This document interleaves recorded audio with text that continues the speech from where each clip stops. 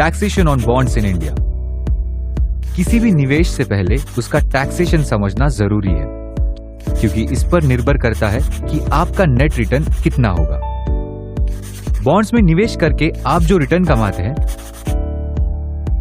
उसके दो हिस्से होते हैं। इन दोनों हिस्सों के टैक्सेशन का तरीका अलग अलग होता है। इस वीडियो में हम समझेंगे कि बॉन्ड इंटरेस्ट पर टैक्स कितना लगता है और बॉन्ड सेल करने पर शॉर्ट टर्म और long term capital gain tax क्या है।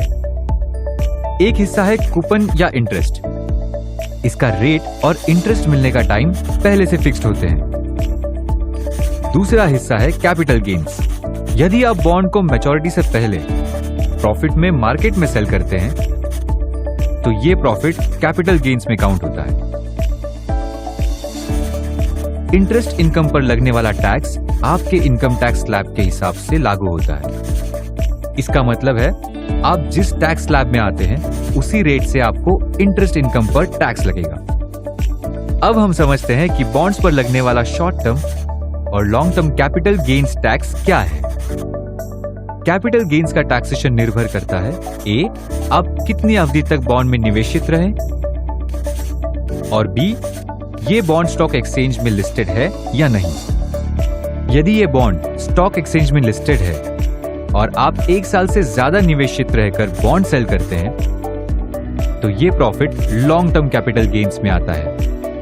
वहीं निवेश की अवधि 1 साल से कम होने पर यह profit short term capital gains में आता है। लॉन्ग टर्म कैपिटल गेन्स में एप्लीकेबल टैक्स रेट है 12.5% प्लस सरचार्ज या सेस, और शॉर्ट टर्म कैपिटल गेन्स में टैक्स रेट आपके मार्जिनल स्लैब रेट के हिसाब से लगता है। अनलिस्टेड बॉन्ड्स के केस में कैपिटल गेन्स पर टैक्स आपके मार्जिनल स्लैब रेट के हिसाब से लगता है। इसके अलावा मार्केट में टैक्स फ्री बॉन्ड्स भी उपलब्ध है। इन बॉन्ड से मिलने वाला इंटरेस्ट टैक्स फ्री होता है।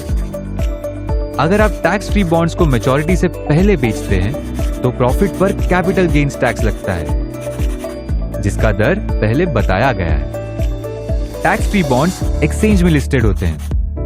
अब नए टैक्स फ्री बॉन्ड्स जारी नहीं होते, आप इन्हें सेकेंडरी मार्केट से खरीद सकते हैं। बॉन्ड्स कम रिस्क वाले निवेश के विकल्प हैं, जिससे निवेशक रेगुलर रिटर्न्स कमा सकते हैं। बॉन्ड्स में निवेश करते समय इनका टैक्सेशन और टैक्स रूल्स में आए चेंजेस को चेक कर लेना चाहिए।